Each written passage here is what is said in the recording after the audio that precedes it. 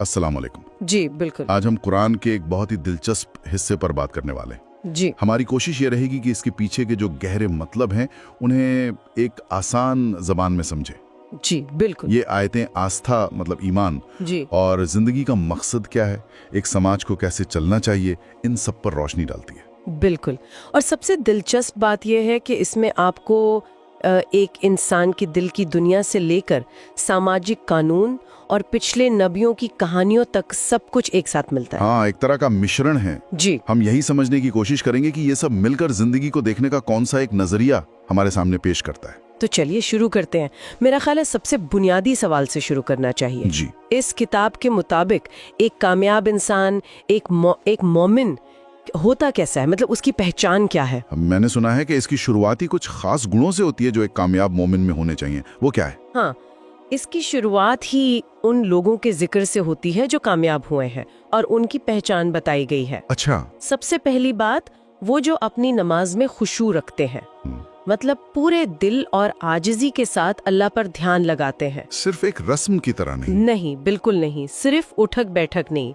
फिर वो जो लग़्व से दूर रहते हैं, यानी हर तरह की बेकार फिजूल की बातों और कामों से परहेज करते हैं। ये तो एक पूरी पर्सनैलिटी का खाका हो गया। मतलब सिर्फ अल्लाह से आपका रिश्ता नहीं बल्कि दुनिया से भी। हाँ, दुनिया से भी आपका रिश्ता कैसा हो। हाँ। आप अपना वक्त कहाँ लगा रहे हैं, आप बेकार की बहसों से बच रहे हैं या नहीं। ये तो एक 360 डिग्री ब्लूप्रिंट जैसा लग रहा है। बिल्कुल सही पकड़ा आपने। ये अलग अलग आदतें नहीं है। हाँ। ये एक किरदार बनाने की बात है। अच्छा। इसी में आगे आता है कि वो ज़कात अदा करते हैं, यानी समाज में जरूरतमंदों का हक निकालते हैं। फिर अपनी पवित्रता, अपनी इज्जत की हिफाजत करते हैं। हाँ। सिवाय अपनी पत्नियों और उनके जायज अधिकार में है।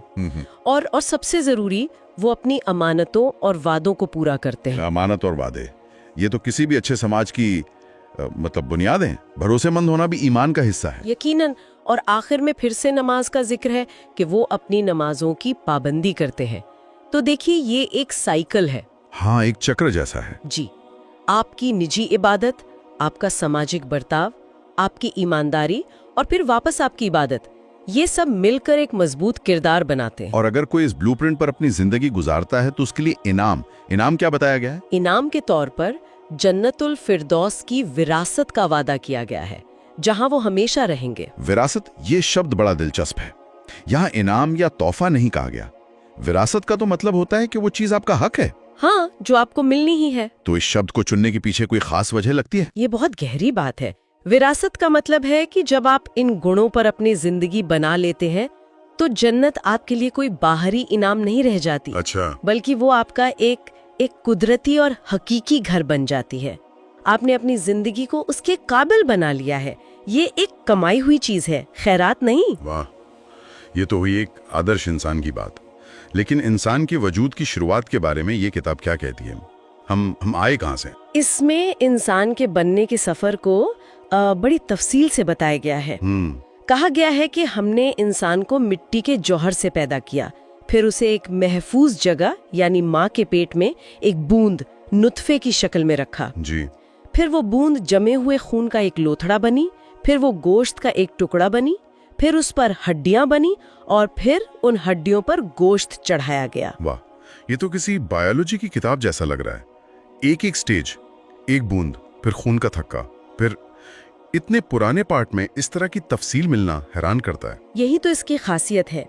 और उस पूरी प्रक्रिया को एक कला की तरह पेश किया गया है, जिसके आखिर में कहा गया है, सो बड़ा बरकत वाला है अल्लाह जो सबसे अच्छा बनाने वाला है। ये इंसान के वजूद को एक चमत्कार के तौर पर दिखाता है। तो ये जिंदगी का सफर यहाँ से शुरू होता है और इसका अंजाम, इसका अंत क्या बताया गया? पाठ बिल्कुल साफ कहता है कि इस जिंदगी के बाद मौत है। ठीक है। और फिर क़यामत के दिन सबको दुबाला उठाया जाएगा। अच्छा। ये एक ऐसा आइडिया है जिसे, जैसा कि इसमें बार बार जिक्र आता है, उस दौर के कई लोग मजाक उड़ाते थे। क्या कहकर? वो कहते थे, अरे ये तो बस पिछले लोगों की कहानियां हैं। ये जिंदगी, मौत और फिर हिसाब किताब का एक पूरा चक्र है जो इस किताब के नजरिए का मरकज है। ये जो बनाने वाले की बात है और फिर दोबारा उठाए जाने की, ये काफी बड़ी और एब्स्ट्रैक्ट बात है। क्या ये किताब इन बड़े आइडियाज को हमारी रोजमर्रा की दुनिया से भी जोड़ती है? हाँ, और यही इसका सबसे खूबसूरत पहलू है। ये सिर्फ गैब पर ईमान लाने को नहीं कहती, बल्कि अपनी आंखों से कुदरत में निशानियां देखने की दावत देती है। जैसे आसमान से एक अंदाजे से पानी का बरसना, फिर उस पानी से खजूर और अंगूर के बागों का उगना। और जानवरों की मिसाल भी है ना, वो मुझे बड़ी दिलचस्प लगी। हाँ, हम उन्हें इस्तेमाल करते हैं, खाते हैं, सवारी करते हैं जी। लेकिन यहाँ उन्हें एक निशानी के तौर पर देखने को कहा जा रहा है। इसका क्या मतलब हुआ? इसका मतलब है कि नजरिए को बदलना। एक जानवर को सिर्फ जानवर की तरह नहीं देखो, बल्कि उसे बनाने वाले की कारीगरी और रहमत की निशानी के तौर पर देखो। वो दूध दे रहा है तो ये सिर्फ एक बायोलॉजिकल प्रोसेस नहीं है, ये एक इंतजाम है। तूरे सीना पहाड़ पर उगने वाले जैतून के पेड़ का जिक्र है। ये सब रोजमर्रा की चीजें हैं, लेकिन पाठ कहता है कि इनमें गौर करो। क्या तुम सोचते नहीं? और इन निशानियों में एक नूर यानी रोशनी की भी एक बहुत खूबसूरत मिसाल दी गई है। वो क्या है? वो अल्लाह के मार्गदर्शन और उसकी हिदायत की मिसाल है। और इसे समझना हो तो जरा तसव्वुर कीजिए। बताइए। एक दीवार में एक ताक है, उस ताक में एक चिराग रखा है और वो चिराग एक शीशे की कंदील के अंदर है। ठीक है। वो कंदील ऐसी है जैसे कोई चमकता हुआ तारा, और उस चिराग में जो तेल है वो जैतून के एक ऐसे मुबारक पेड़ का है जो इतना साफ और खालिस है कि लगता है बिना आग लगाए ही जल उठेगा। अरे वाह! इसे नूरुन अला नूर यानी रोशनी पर रोशनी कहा गया है। ये तो बहुत गहरी मिसाल है। इसका मतलब क्या हुआ? इसका मतलब ये है कि ईश्वरीय मार्गदर्शन इतना साफ, इतना रोशन और इतना कुदरती है कि उसे बस पहचानने की जरूरत है।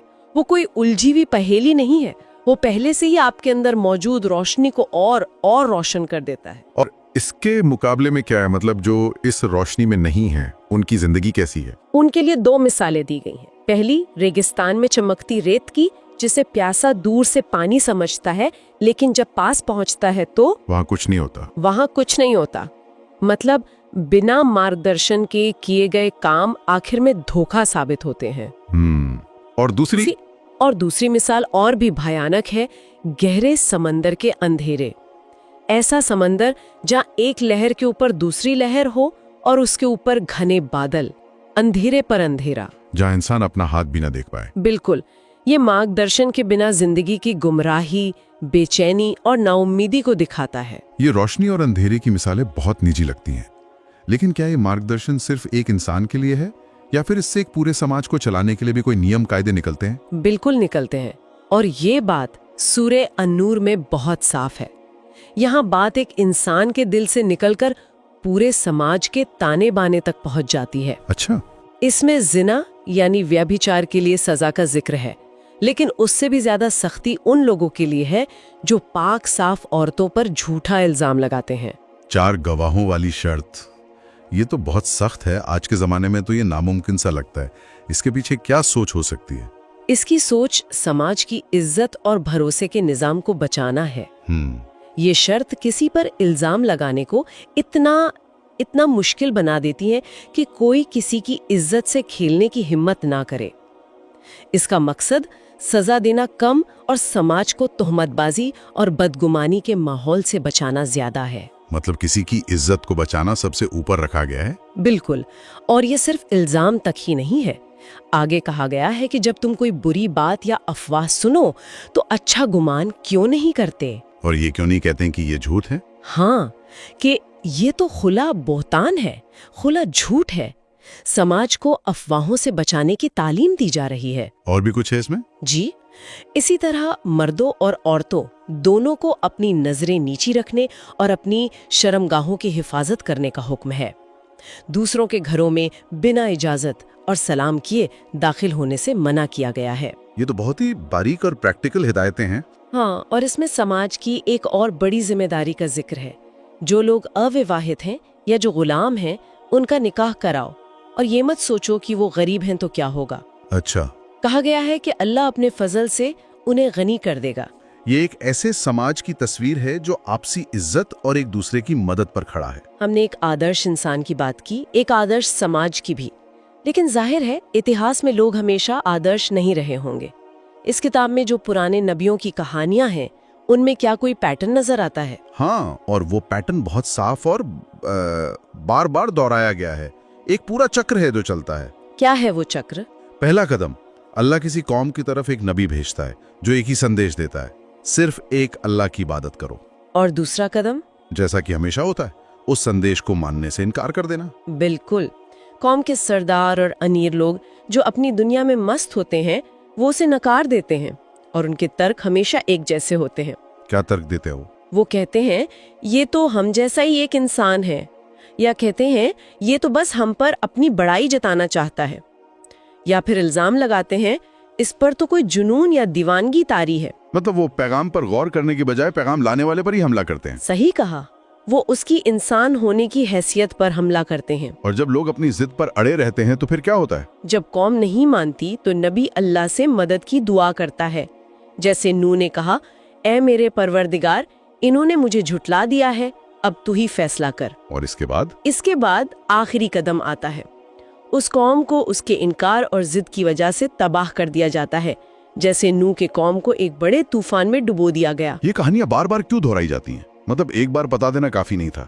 इस दोहराव का क्या मकसद हो सकता है? ये दोहराव असल में एक बहुत बड़ी चेतावनी और सबक है, ये बताने के लिए कि जमाना बदल जाता है, कौमें बदल जाती हैं, लेकिन इंसान का गुरूर, ताकत का नशा और हक को झुटलाने का तरीका नहीं बदलता। और जब इंसान का बर्ताव नहीं बदलता तो उसका अंजाम भी नहीं बदलता। ये सुनने वाले को एक आईना दिखाता है कि देखो, पिछली कौमों ने ये गलतियां की थी, कहीं तुम भी तो उसी रास्ते पर नहीं हो। ये इतिहास को सिर्फ कहानी की तरह नहीं बल्कि एक जिंदा सबक की तरह पेश करता है। तो आज हमने एक आदर्श इंसान के गुणों से बात शुरू की, फिर कायनात में फैली निशानियों को देखा, एक समाज के नियम कायदे समझे और आखिर में इतिहास के सबक पर गौर किया। और अगर आप देखें तो इन सब अलग अलग हिस्सों के बीच एक ही धागा है। क्या? इंसान और उसे बनाने वाले के बीच का रिश्ता। चाहे वो नमाज में आजिजी हो, या आसमान से बरसता हुआ पानी, या फिर समाज में इंसाफ कायम करने के कानून, हर चीज आखिर में उसी एक रिश्ते की तरफ इशारा करती है। ये पाठ एक दावत है सोचने की, समझने की, अपनी जिम्मेदारी महसूस करने की और एक मामकसद जिंदगी गुजारने की। वाकई एक बात जो इस पूरे पाठ में बार बार आती है वो है सवाल, क्या तुम समझते नहीं, या फिर तुम सोचते क्यों नहीं? जी, ये सवाल बार बार पूछा जाता है। आज की दुनिया में जहां हमारे पास इंफॉर्मेशन तो बहुत है, लेकिन शायद सोचने और गौर करने का वक्त कम है। ये सोचने वाली बात है कि ये जो बार बार रुक कर सोचने और खुद से सवाल करने का तरीका है, ये आज हमारे लिए कितना जरूरी हो सकता है।